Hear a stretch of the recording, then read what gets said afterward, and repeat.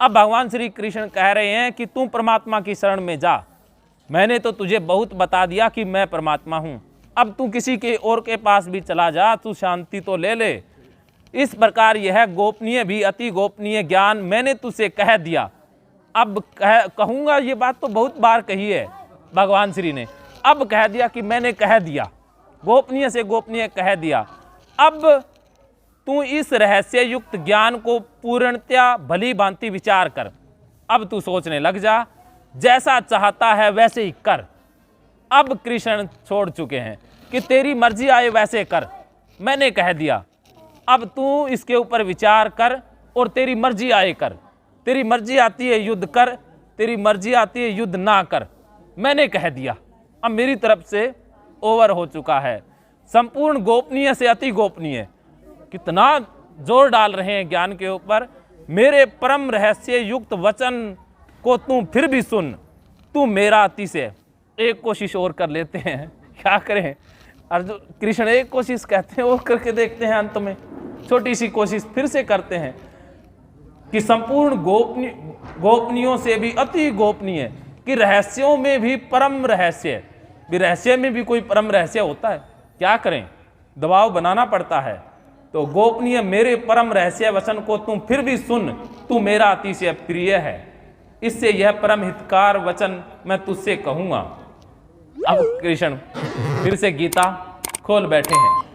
अब अर्जुन को लगा कि भगवान जी गीता बंद करने वाले नहीं हैं।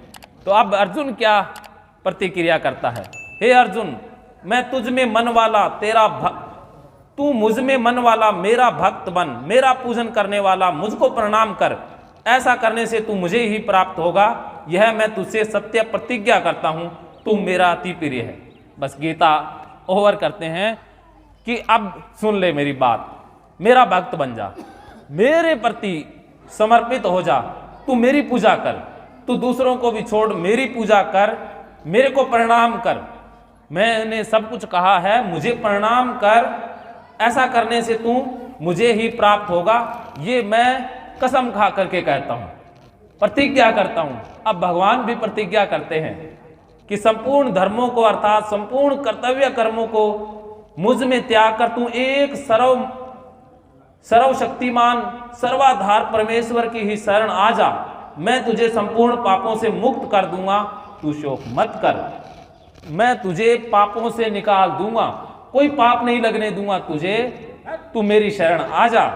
तुझे ये गीता रूप रहस्य में उपदेश किसी भी काल में न तो तप रहित मनुष्य से कहना चाहिए, न भक्ति रहित, न बिना सुनने की इच्छा वाले से कहना चाहिए, तथा मुझ में दोष दृष्टि रखता हो उससे तो कभी नहीं कहना चाहिए। अब कृष्ण एक अच्छी बात कहते हैं कि जो गीता मैंने कही है, यह जो मनुष्य जिस काल में तप रहित हो, अर्थात जो कर्म ना करता हो, उससे मत कहना, वरना वो तो वही शराबी और कीड़े वाली बात है। वो कहेगा कि कर्म तो करने ही नहीं है, फिर उसको मत कह देना जो पहले से कर्मों को छोड़ने की बात करता हो, क्योंकि सन्यासी तो कहते हैं भी हम तो सन्यासी बन जाएंगे, गीता में लिखा है, वो वही मतलब की बात पकड़ेंगे। और जो भक्ति से रहित हो, जिसके अंदर भक्ति नहीं है, उसे ये गीता नहीं कहनी चाहिए। जो बिना सुनने की इच्छा, जबरदस्ती मत सुनाओ। अगर कोई सुनने का इच्छुक हो तो सुना दो, जबरदस्ती पकड़ के मत बिठाओ। और जो मुझ में दोष दृष्टि रखता हो, कि मुझ में ऐसा लगता हो कि ये तो सही नहीं है, ये तो बहुत गलत है, जो मुझ में खोट देखता हो, उसे तो बिल्कुल मत कहना, वरना वो नुकसान कर देगा।